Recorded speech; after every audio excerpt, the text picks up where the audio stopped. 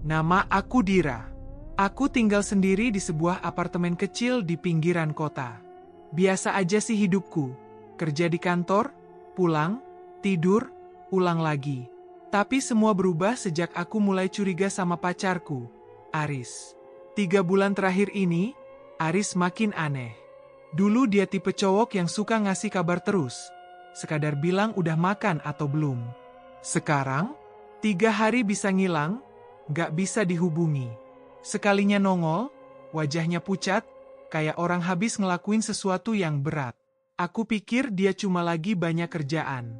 Tapi lama-lama aku ngerasa, ini lebih dari sekadar sibuk. Puncaknya malam itu.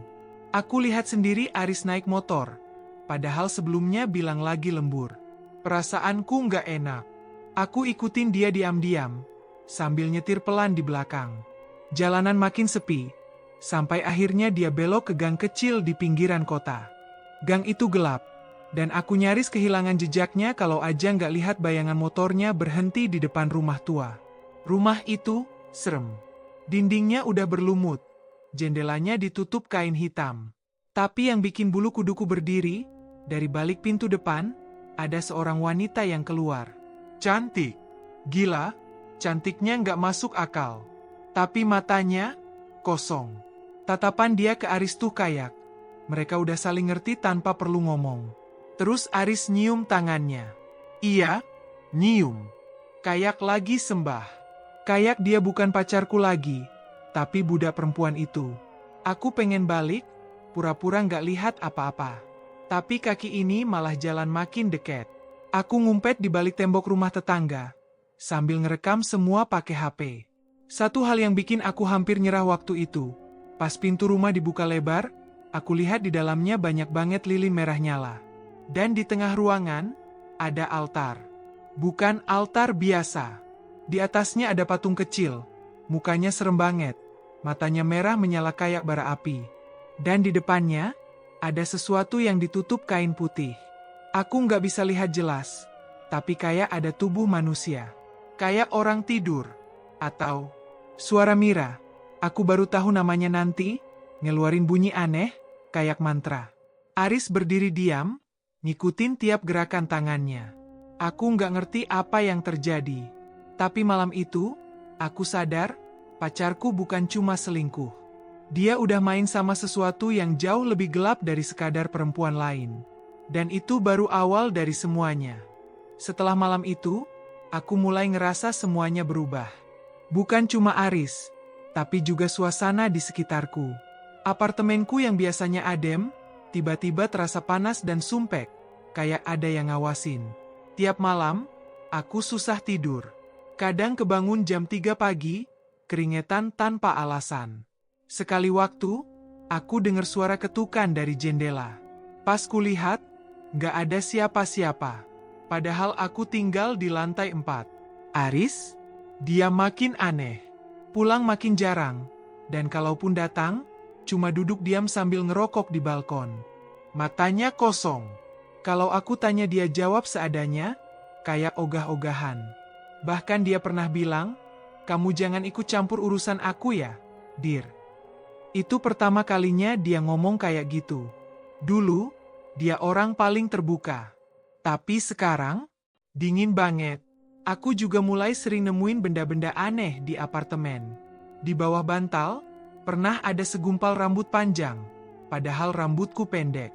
Di kamar mandi, sempat ada cairan merah kayak darah di lantai, tapi pas ku cek nggak ada bau. Kayak bukan darah manusia. Pernah juga, aku nemuin foto kita berdua yang udah dibakar setengah, ditaruh di dalam laci meja rias. Nggak ngerti siapa yang naruh. Karena aku nggak pernah nyimpen foto itu di situ. Aku sempat mikir, jangan-jangan aku yang mulai halu. Tapi setiap kejadian itu terlalu nyata buat disebut mimpi. Dan yang paling bikin aku takut, tiap kali aku tanya soal perempuan itu ke Aris, dia langsung marah besar. Jangan pernah sebut-sebut nama dia, katanya sambil ngelotot. Padahal aku belum bilang siapa-siapa. Nama siapa? Tanyaku pelan, pura-pura bego. Dia diam. Lama. Terus dia bilang, udahlah, kamu nggak ngerti dunia ini. Dunia apa? Maksudnya dunia gelap yang aku lihat waktu itu? Atau dunia yang isinya jin, pesugihan, dan tumbal? Aku mulai cari tahu sendiri. Aku tanya ke salah satu satpam apartemen yang udah lama kerja di situ. Ternyata, dia pernah lihat Aris bawa cewek cantik masuk ke gedung ini, tapi nggak pernah lihat dia keluar lagi. Cantiknya tuh nggak masuk akal, Mbak, kata Pak Satpam. Tapi auranya dingin, nggak kayak orang hidup. Itu bikin aku makin yakin, ada yang nggak beres. Ini bukan soal perselingkuhan biasa. Dan yang paling gila, aku mulai mimpi aneh. Dalam mimpi itu, Aris berdiri di tengah lingkaran api, dan Mira, perempuan itu, senyum ke arahku sambil melambai. Tapi senyumnya bukan senyum ramah. Itu senyum orang yang tahu, sebentar lagi, giliran aku. Hari-hari berlalu, dan aku makin kesulitan nahan perasaan cemas yang terus menumpuk. Rasanya aku gak bisa tidur nyenyak lagi. Pikiran aku terjaga terus, selalu mengingat apa yang aku lihat malam itu. Aris, pacarku, semakin jauh. Aku ngerasa dia udah bukan orang yang aku kenal lagi. Aku tahu, ada yang sangat salah dengan hubungan kami. Sampai akhirnya, aku nggak bisa diam lagi. Aku mutusin buat cari tahu lebih jauh tentang Mira. Dia bukan cuma dukun biasa, itu udah pasti. Kalau dia beneran cuma seorang wanita biasa, kenapa Aris harus begitu takut sama dia? Kenapa ada yang ngerasa aneh setiap kali dia dekat sama perempuan itu?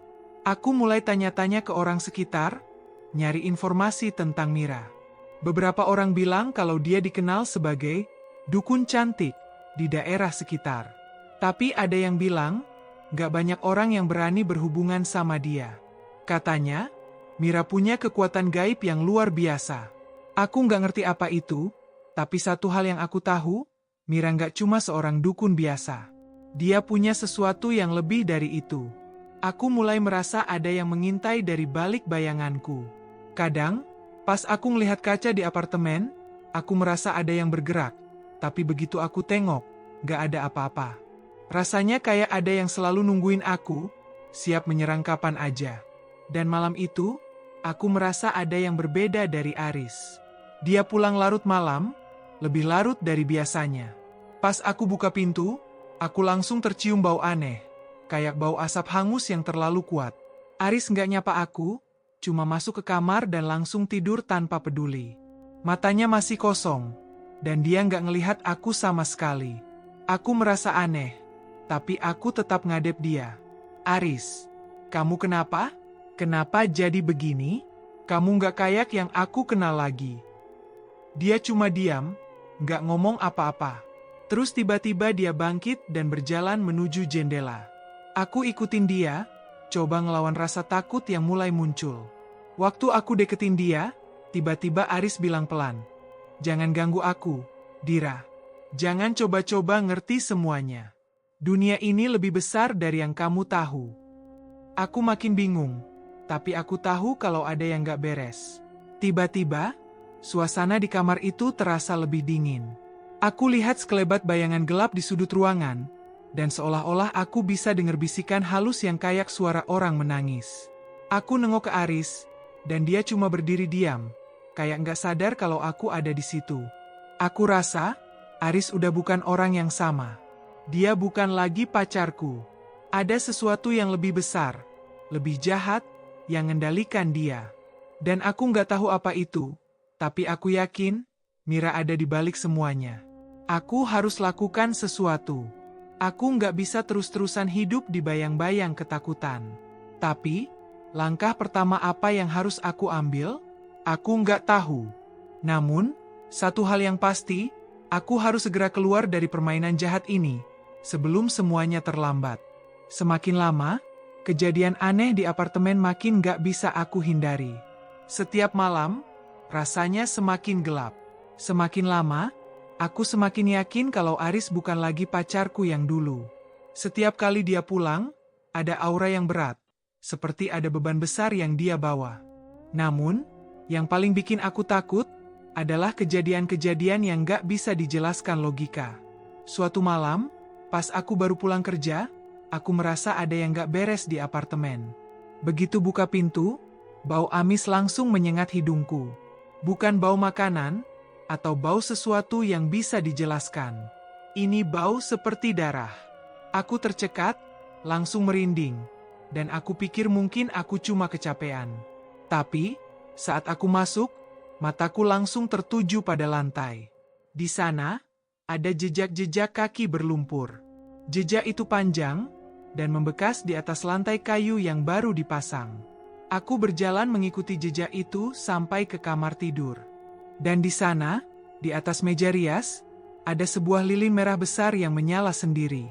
Lilin itu nggak terpasang di tempat yang seharusnya, dan apinya menyala terlalu terang, hampir seperti ada yang mengawasi. Aku langsung ngebet buat keluar dari kamar, tapi sebelum aku bisa pergi, tiba-tiba aku dengar suara bisikan. Halus, pelan, seperti angin yang berbisik dari dalam ruangan. Suara itu cuma satu kata, tumbal. Aku hampir nggak bisa bernapas. Jantungku berdegup kencang. Aku tahu, itu bukan suara Aris. Dan saat aku nengok ke samping, aku melihat sesuatu yang bikin tubuhku lemas. Di depan cermin, bayangan Aris ada, tapi bukan wajahnya. Itu hanya bayangan gelap yang menyerupai tubuhnya, dan matanya merah menyala. Dia cuma berdiri di sana, diam, nggak bergerak. Aku lari keluar dari kamar, nyari Aris. Dia nggak ada di ruang tamu, nggak ada di dapur. Aku mulai panik. Aku pergi ke balkon, berharap dia ada di sana, tapi tetap kosong. Hanya angin malam yang menyapa. Aku coba hubungi Aris, tapi ponselnya mati. Lalu, tiba-tiba, aku dengar suara langkah kaki dari belakangku. Langkah itu pelan, tapi pasti. Aku terdiam, tubuhku beku. Perlahan aku menoleh, dan di sana, di ujung koridor, berdiri Mira. Dia tersenyum, tapi itu senyum yang dingin. Matanya tajam, penuh dengan sesuatu yang aku nggak bisa pahami. Tanpa berkata apa-apa, Mira melangkah ke arahku. Aku mundur, dan tiba-tiba rasanya seperti ada sesuatu yang menahan tubuhku. Langkah Mira makin mendekat, dan aku bisa merasakan hawa dingin yang menusuk kulit. Mira, apa yang kamu mau? Kenapa kamu di sini? Tanyaku dengan suara gemetar, meskipun aku tahu jawaban yang akan aku dapatkan. Dia cuma tersenyum, senyum yang penuh dengan rahasia. Kamu sudah terjebak, Dira. Semua ini sudah menjadi bagian dari takdirmu. Aris, dia sudah menjadi milikku. Sekarang, kamu juga harus memilih. Aku nggak ngerti apa maksudnya, tapi aku tahu satu hal. Aku nggak bisa lari dari ini. Ada sesuatu yang mengendalikan semuanya. Sesuatu yang lebih besar dari aku dan Aris. Tiba-tiba, aku merasa pusing. Dunia berputar, dan aku hampir jatuh. Bayangan Aris muncul di balik Mira, dan matanya merah. Aku bisa merasakan darahku berdesir. Tubuhku merasa semakin lemah. Di luar kontrolku, aku merasa seperti ditarik ke dalam dunia yang gak aku mengerti. Jangan biarkan mereka menarikmu, Dira. Suara Aris terdengar samar, seperti datang dari tempat yang jauh. Tapi, seketika itu juga, semuanya gelap.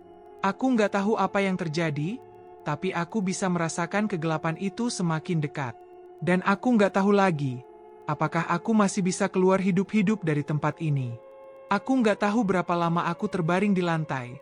Mataku terpejam, tubuhku lemas. Semua terasa samar, seperti ada tembok besar yang menghalangi antara aku dan kenyataan. Namun, rasa dingin yang menyentuh kulitku membangunkanku perlahan. Aku membuka mata, dan aku berada di tempat yang tidak aku kenal. Kamar itu gelap, hanya diterangi cahaya lilin kecil yang terletak di meja di sudut ruangan. Ruangan itu juga bau, bukan bau yang biasa aku kenal. Bau tanah basah, bau sesuatu yang kadang tercium kalau berada di dekat kuburan. Aku coba berdiri, tapi tubuhku terasa berat. Rasanya seperti ada beban yang menahan setiap gerakanku. Ketika aku berdiri, aku melihat di sudut ruangan lain, ada Aris. Dia duduk di lantai dengan mata tertutup, tampak seperti orang yang sedang dalam trance. Wajahnya pucat, seperti orang yang habis kehilangan segalanya. Aku mendekat pelan-pelan, meskipun aku takut, Tapi aku harus tahu. Aku harus tahu apa yang sebenarnya terjadi pada Aris. Aris, panggilku pelan. Dia nggak menjawab. Dia tetap diam, duduk membungkuk dengan tangan terlipat di depan dada. Aku melangkah lebih dekat, dan saat itu, aku melihatnya. Di atas meja dekatnya, ada sebuah buku besar dengan sampul kulit hitam. Buku itu terlihat tua, sudah rusak di beberapa bagian. Aku nggak tahu kenapa, tapi aku merasa buku itu sangat penting. Aku mulai teringat-ingat kata-kata yang keluar dari Mira malam itu. Sekarang, kamu juga harus memilih. Apa maksudnya? Aku coba ambil buku itu, namun tiba-tiba Aris merespon. Jangan sentuh itu, Dira. Suara Aris terdengar serak, hampir seperti berbisik. Itu bukan milikmu. Aku terkejut. Aris, kamu kenapa? Apa yang terjadi denganmu? Apa yang Mira lakukan padamu? Aris menatapku dengan mata kosong, namun ada sesuatu di sana, semacam penyesalan. Mira, dia bukan hanya dukun biasa. Dia bagian dari ritual yang harus aku jalani. Aku nggak bisa keluar dari ini, Dira. Aku sudah terperangkap. Aku bingung. Ritual apa? Aris, apa yang kamu maksud? Aris berdiri dengan perlahan, tubuhnya masih tampak sangat lemah. Ini semua karena aku mau kaya, Dira. Aku ingin punya segalanya. Tapi harga yang harus dibayar lebih mahal dari yang aku bayangkan. Mira, dia bukan manusia biasa. Dia cuma tubuh yang dipakai oleh jin pemuas. Jin itu yang memberikan kekuatan, kekayaan, dan semua yang aku mau. Tapi setiap ritualnya, ada tumbal yang harus diberikan, dan aku. Dia menunduk, seolah nggak sanggup melanjutkan. Aku merasa seperti ada yang mencengkram dadaku. Tumbal? Jadi, aku bisa jadi tumbalnya? Aris, kamu nggak bisa begini. Kita bisa keluar dari semua ini, aku bisa bantu kamu. Kataku dengan suara penuh harap. Tapi Aris hanya menggelengkan kepala. Dia tampak putus asa. Aku sudah terlalu jauh, Dira. Aku nggak bisa. Kalau aku berhenti, dia akan datang. Jin itu akan datang ke kita, dan dia akan menghancurkan segalanya. Aku nggak bisa lari lagi. Mata Aris mulai berair, tapi dia tetap diam. Rasa sakit yang aku lihat di wajahnya bukan cuma rasa bersalah, tapi juga ketakutan yang mendalam. Aku bisa merasakan keputusasaannya, tapi aku juga merasa kalau ada yang harus aku lakukan. Aku terus menatap buku yang ada di atas meja itu. Aku mulai sadar, itu bukan sekadar buku biasa. Itu buku yang berisi ritual. Ritual yang mengikat Aris pada kesepakatan gelap dengan kekuatan gaib.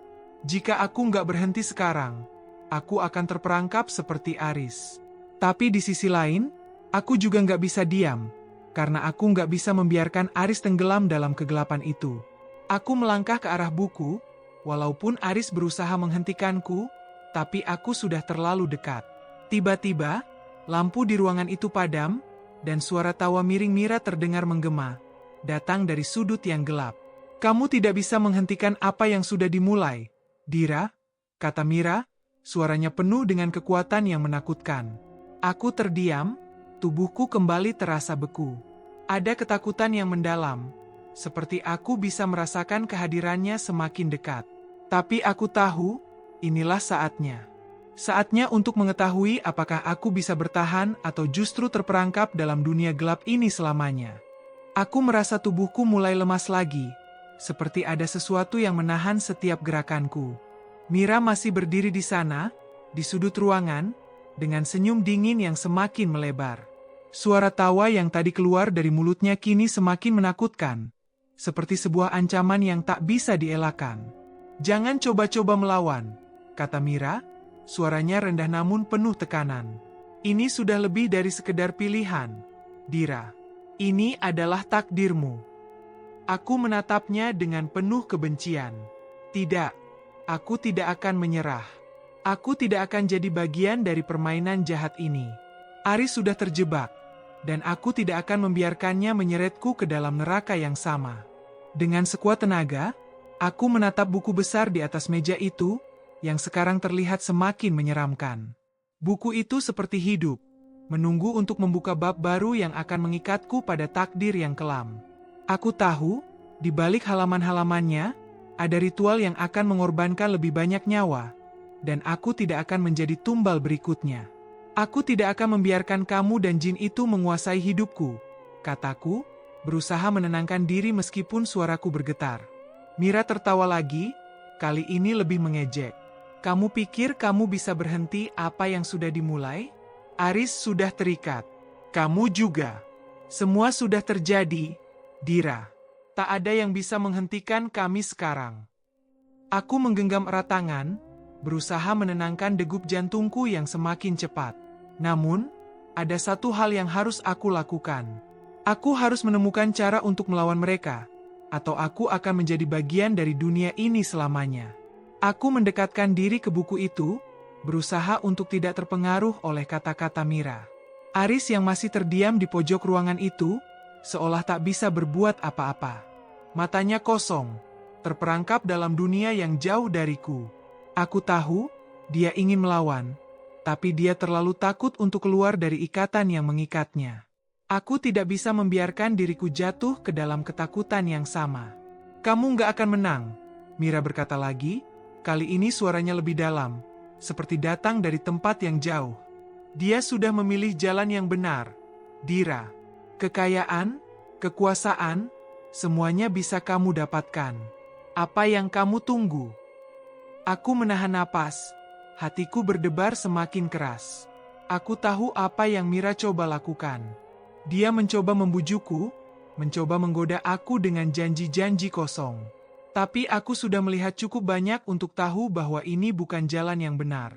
Jalan ini hanya berakhir dengan kehancuran, dan aku tidak akan biarkan itu terjadi. Dengan penuh tekad, aku akhirnya meraih buku itu.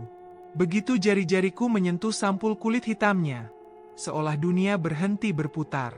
Ada sensasi dingin yang merasuki tubuhku, dan aku hampir merasa seperti terhisap ke dalam buku itu. Tapi aku tidak bisa mundur. Aku harus berani. Aku akan menghentikanmu, Mira, seruku, dengan penuh kekuatan.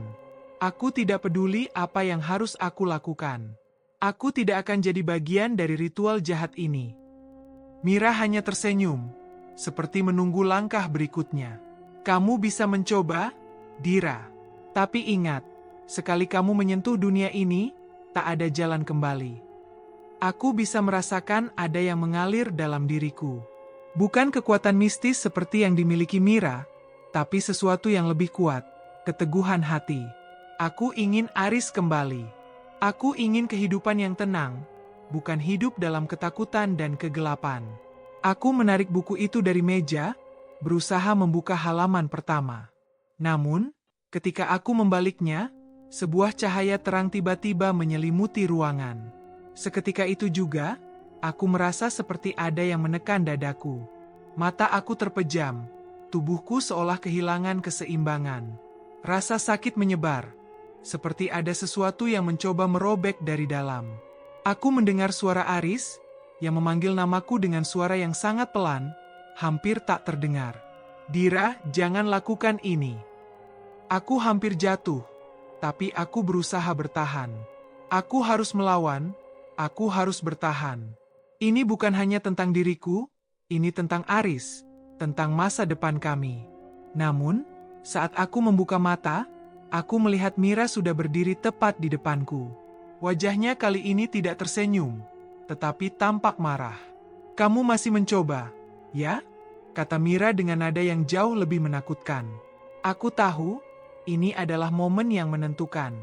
Jika aku tidak bisa mengatasi rasa takut ini, maka aku akan terjebak. Tapi jika aku bisa, aku akan membebaskan Aris dari cengkeraman gelap yang selama ini mengikatnya. Kali ini, aku tidak boleh mundur. Aku hampir tak bisa bernapas. Mira berdiri di depan aku dengan tatapan penuh amarah.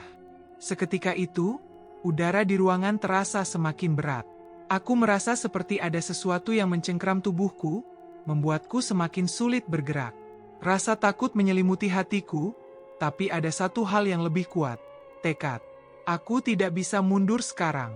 Ini adalah pertarungan hidup dan mati. Mira, berhenti. Ini semua salah. Seruku, meskipun suaraku bergetar. Kamu tidak bisa terus seperti ini.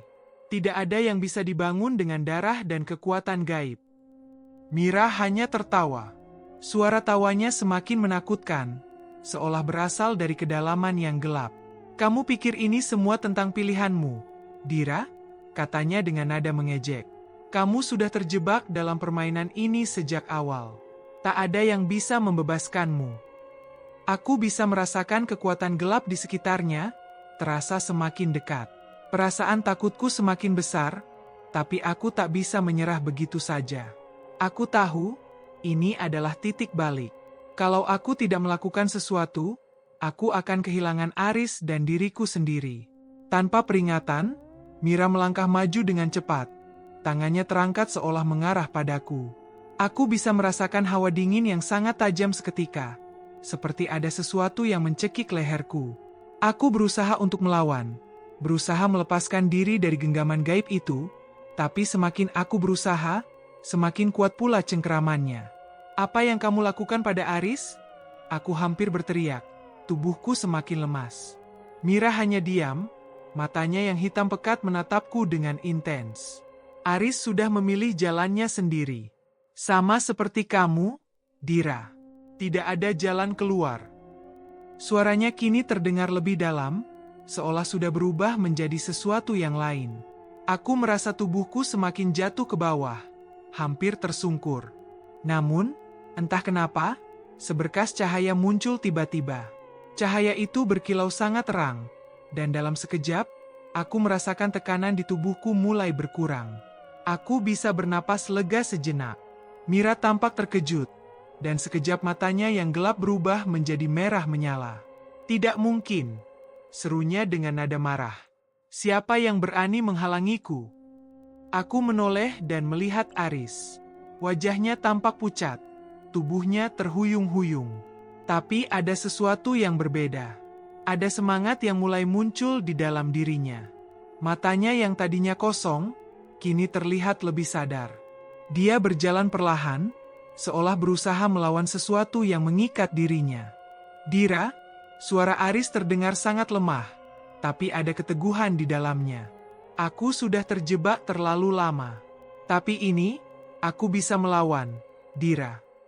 Mira berbalik, wajahnya penuh dengan kebencian. Aris, jangan coba-coba menghalangiku. Kamu sudah berjanji. Aris menggelengkan kepalanya. Aku tidak ingin jadi bagian dari ini lagi, Mira. Aku salah, Dira. Aku sangat salah. Mira mengangkat tangannya, dan seketika itu juga, ruang di sekitar kami mulai bergetar. Lantai di bawah kami retak, dan suara-suara aneh mulai terdengar dari dalam tanah. Suara yang penuh dengan keluhan, seperti ada banyak jiwa yang tersiksa di dalamnya. Mira tertawa keras.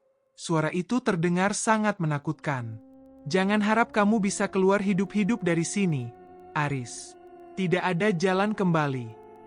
Tiba-tiba, tanah di bawah kaki kami mulai berputar. Tanah itu menonjol dan membentuk semacam pusaran yang menghisap segala sesuatu di sekitarnya. Aku terjatuh, tubuhku melayang, seolah ada kekuatan besar yang menarikku ke bawah. Aku merasakan panik mulai menguasai tubuhku, namun aku berusaha keras untuk tetap tenang. Aris, teriakku, berusaha meraih tangannya yang mulai menjauh. Aris berusaha menahan diri, tapi tubuhnya mulai terhisap oleh pusaran itu. Dia tampak kesakitan, matanya penuh dengan rasa takut. Dira, lari, cepat. Namun, Mira tidak berhenti.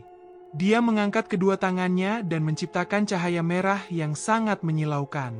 Aku merasa matahari terbenam di depan mata, dan segala sesuatu yang ada di ruangan itu mulai terdistorsi. Dunia di sekitar kami berputar sangat cepat. Aku tahu kalau aku tidak segera bertindak, kami berdua akan terperangkap dalam kekuatan ini selamanya. Aku harus menemukan cara untuk menghentikan ritual ini, sebelum semuanya terlambat. Aku menggenggam erat tangan Aris, berusaha menariknya keluar dari pusaran itu. Tapi Mira tertawa lagi, kali ini lebih keras. Kalian tidak akan bisa kabur. Ini adalah akhir dari segalanya. Tapi aku tahu, ini bukan akhir. Aku belum menyerah. Aku bisa merasakan setiap detakan jantungku berdetak kencang di telinga. Rasa takut masih menggerogoti tubuhku, tapi kini ada sesuatu yang lebih kuat, keinginan untuk bertahan. Aris terperangkap di pusaran gelap itu, tubuhnya semakin tersedot ke dalam tanah yang retak. Semuanya terasa seperti mimpi buruk yang tak kunjung berakhir. Mira berdiri di tengah-tengah ruangan, matanya bersinar merah menyala. Aura jahat yang mengelilinginya semakin menebal, menambah ketegangan yang menggantung di udara. Dengan keteguhan hati yang baru, aku meraih tangan Aris, meski tubuhku terasa sangat lemah. Aris, kamu harus kuat. Kita bisa keluar dari sini, kataku, berusaha menenangkan hatinya dan juga diriku sendiri. Aku bisa melihat dia berjuang, berusaha untuk tidak terhisap lebih jauh ke dalam kegelapan yang dipancarkan oleh Mira. Tapi Mira hanya tertawa, tawa yang semakin terdengar seram dan mengerikan. Kamu pikir bisa menghentikan semua ini, Dira? Kalian berdua sudah terikat. Tak ada jalan keluar. Aku menggigit bibir, berusaha menahan rasa panik yang mulai muncul. Apa yang bisa aku lakukan? Mira sudah terlalu kuat, dan Aris sudah terlalu jauh terjebak dalam ritual ini.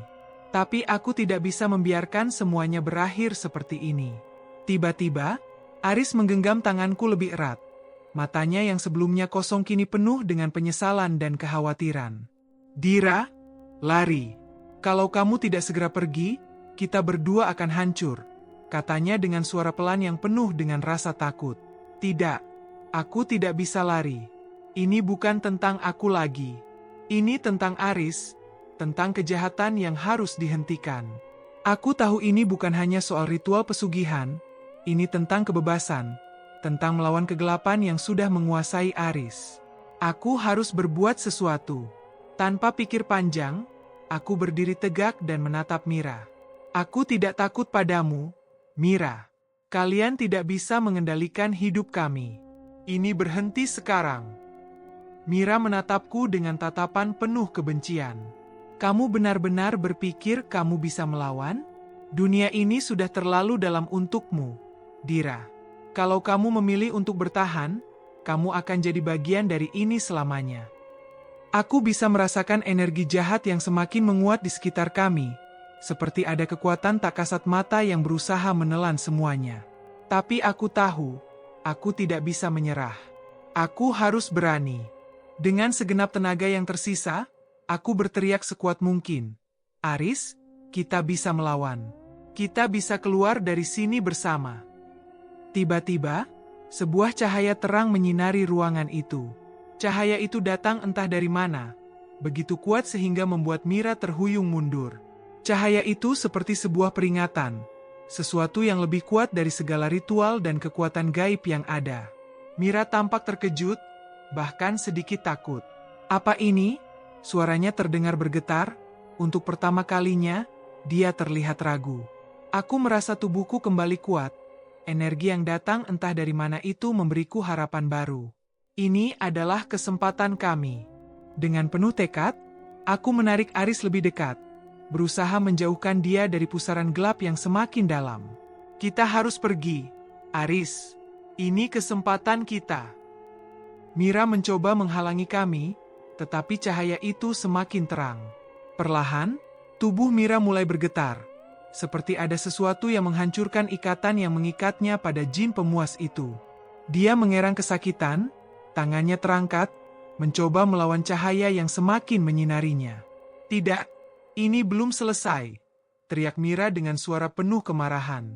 Kalian tidak bisa kabur. Tapi sudah terlambat. Cahaya itu semakin kuat, dan Mira mulai menghilang, terbakar oleh energi yang entah berasal dari mana. Keberanian dan tekad kami menjadi kekuatan yang menghancurkan kejahatan yang selama ini mengendalikan kami. Namun, meskipun Mira hancur, aku tahu ini belum selesai. Kami belum keluar sepenuhnya. Ada banyak hal yang harus dihadapi untuk bisa benar-benar bebas. Tapi yang jelas, sekarang kami punya kesempatan untuk melawan. Aku menatap Aris dengan mata yang penuh keyakinan. Kita masih bisa keluar, Aris. Kita masih bisa hidup normal lagi. Kamu harus percaya itu. Aris mengangguk. Matanya masih penuh penyesalan. Tapi kini ada harapan di sana. Kami berdua masih hidup. Dan itu artinya masih ada kesempatan untuk memperbaiki segalanya. Kegelapan yang menyelimuti ruangan itu mulai mereda. Mira, dukun cantik yang selama ini menjerat Aris dalam ritual jahat, sudah hilang. Cahaya terang yang tadi muncul seperti menjauhkan semua rasa takut yang menggenggamku. Aku bisa melihat Aris dengan jelas. Wajahnya yang dulu penuh dengan kebimbangan kini tampak lebih tenang. Mungkin, kami benar-benar bisa melarikan diri dari semua ini. Aris menatapku dengan tatapan penuh rasa terima kasih. Dira, kita bebas. Aku nggak tahu harus bilang apa. Kamu berhasil, katanya dengan suara pelan, seperti berbicara pada diriku sendiri. Aku mencoba tersenyum, meskipun hatiku masih dipenuhi oleh keraguan. Iya, kita berhasil. Tapi kita harus pergi dari sini sekarang. Jangan ada lagi yang mengikat kita ke tempat ini. Aris mengangguk cepat, seolah baru sadar betapa pentingnya untuk segera meninggalkan semua ini. Kami berdua melangkah menuju pintu keluar, dan rasanya dunia kembali normal.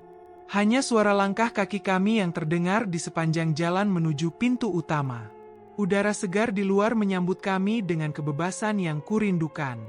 Namun, meskipun aku merasa lega, ada sesuatu yang aneh di dalam diriku. Seperti ada bayangan gelap yang mengintai dari jauh, siap menelan segala yang telah kami capai. Tetapi aku berusaha menepis perasaan itu. Kami sudah berhasil. Kami sudah selamat. Bukan? Dira, Aris menyentuh tanganku saat kami tiba di luar rumah tua itu. Aku janji, aku nggak akan kembali lagi ke jalan yang salah. Aku nggak akan membiarkan apa yang terjadi pada kita berulang. Aku menatapnya, masih mencari-cari kebenaran dalam matanya. Sejak pertama kali bertemu dengan Aris, dia selalu punya alasan untuk menjelaskan segala tindakannya. Namun, kali ini, aku berharap dia benar-benar tulus. Kita harus jauh dari sini, Aris. Segalanya yang terjadi, itu terlalu berbahaya.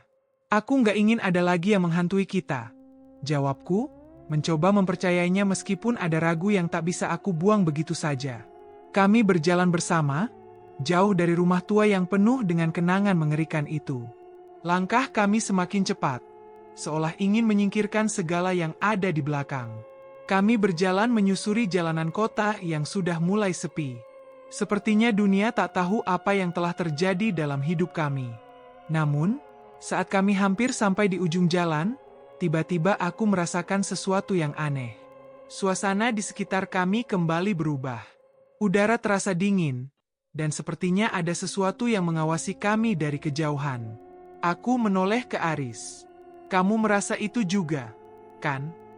Aris terlihat bingung, dan wajahnya semakin cemas.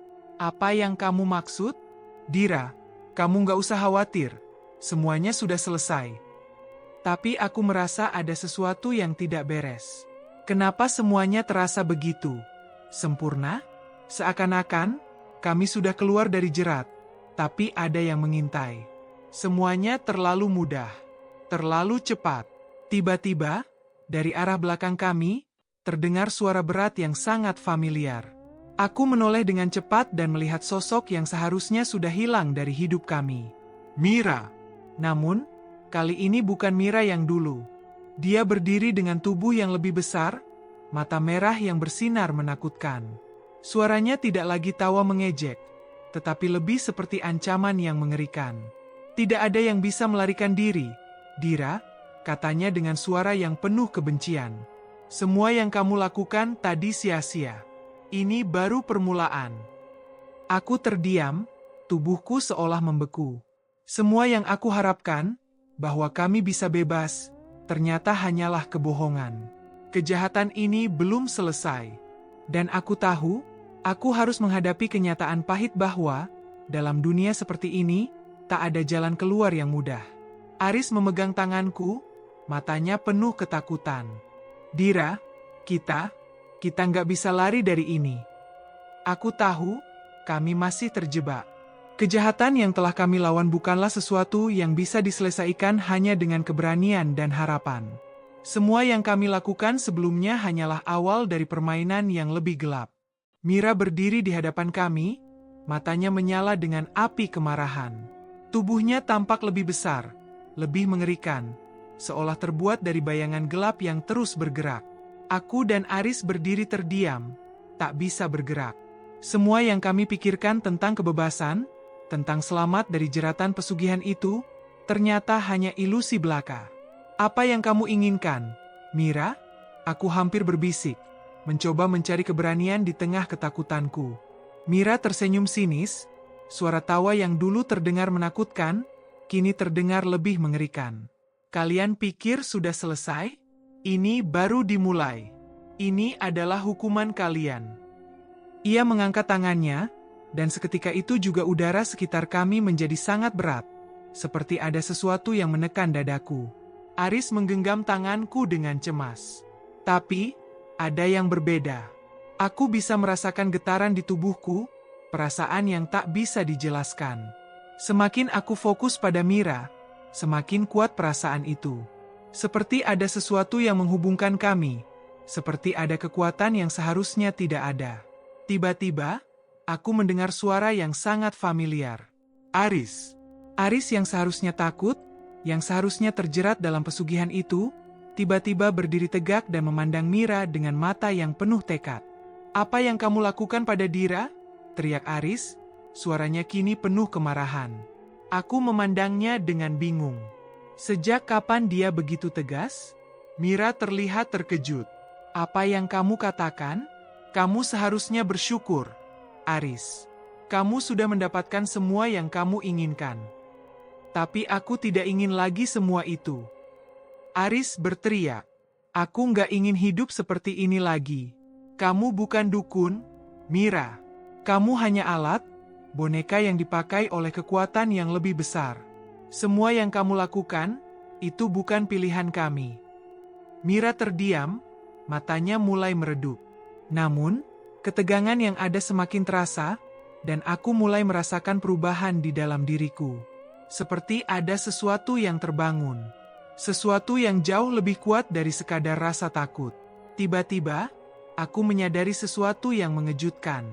Rasa itu, yang sudah aku rasakan sejak pertama kali bertemu dengan Mira, bukanlah rasa takut. Itu adalah ikatan yang lebih dalam, yang tidak bisa dipahami dengan akal. Mira bukan hanya dukun biasa. Dia adalah korban, seperti aku, seperti Aris. Kami semua terperangkap dalam permainan ini. Tapi aku baru menyadari, ternyata aku bukan hanya bagian dari cerita ini. Aku adalah bagian dari solusi. Aku melangkah maju, menatap Mira dengan mata yang lebih tajam. Kamu tidak bisa terus hidup dengan cara ini, Mira. Kamu sudah lama menjadi alat bagi kekuatan gelap itu. Sudah waktunya kamu berhenti. Mira menatapku, matanya yang tadinya penuh kebencian kini dipenuhi dengan kebingungannya sendiri. Seperti ada bagian dari dirinya yang mulai hancur. Aku tahu, saat itu, dia merasa cemas. Sesuatu yang selama ini menahannya untuk tidak keluar dari kegelapan, akhirnya mulai retak. Mira menurunkan tangannya, dan sekejap seluruh udara yang menekan tubuh kami hilang. Keheningan menyelimuti kami, tapi aku tahu ini bukan akhir. Ada sesuatu yang lebih besar yang sedang terjadi. Dira, Mira berkata dengan suara yang hampir tak terdengar. Kamu adalah bagian dari ini semua. Kamu adalah kunci. Aku terdiam. Bagaimana bisa? Apa maksudnya? Namun sebelum aku bisa bertanya lebih lanjut, Mira melangkah mundur, matanya kini benar-benar kosong, seolah tidak lagi berada di sini. Tubuhnya mulai menghilang, perlahan-lahan larut dalam kegelapan yang mencengkeram dunia ini. Semua yang ada di sekitar kami mulai memudar. Apa yang terjadi? Tanyaku dengan kebingungannya. Aris terdiam, wajahnya kini tampak lebih tenang. Tapi di matanya, ada keraguan. Dira, ada sesuatu yang harus kamu tahu. Selama ini, aku tidak hanya terjebak dalam pesugihan. Aku terikat oleh darah, darah yang mengalir dari tubuhmu. Aku terkejut, tidak bisa mempercayai apa yang baru saja didengarnya. Apa maksudmu, Aris? Aris menundukkan kepala, suaranya hampir tidak terdengar. Kamu adalah keturunan dari garis darah yang telah terikat pada ritual ini. Semua yang terjadi, semua yang kita alami, terjadi karena darahmu, Dira. Kamu adalah kunci untuk menghentikan semua ini. Aku terdiam, pikiran dan perasaan berkelindan dalam kebingunganku. Aris, pacarku, ternyata selama ini tahu tentang hal ini. Semua yang kami lalui, ternyata sudah tertulis. Kami, entah bagaimana, sudah terikat dalam takdir yang lebih besar dari yang bisa kami pahami. Di saat yang sama, aku merasakan perubahan di tubuhku. Tanpa sadar, darah yang mengalir dalam diriku mulai berdenyut lebih kencang. Kekuatan yang selama ini terpendam, kini mulai bangkit. Semua yang terjadi sebelumnya bukanlah kebetulan. Aku bukan hanya bagian dari kisah ini. Aku adalah bagian dari solusinya. Namun, keputusanku sudah jelas. Jika aku tidak melawan, ritual ini tidak akan pernah berakhir. Tapi untuk pertama kalinya, aku tahu kekuatan itu ada dalam diriku. Dan aku akan menggunakannya, apapun risikonya.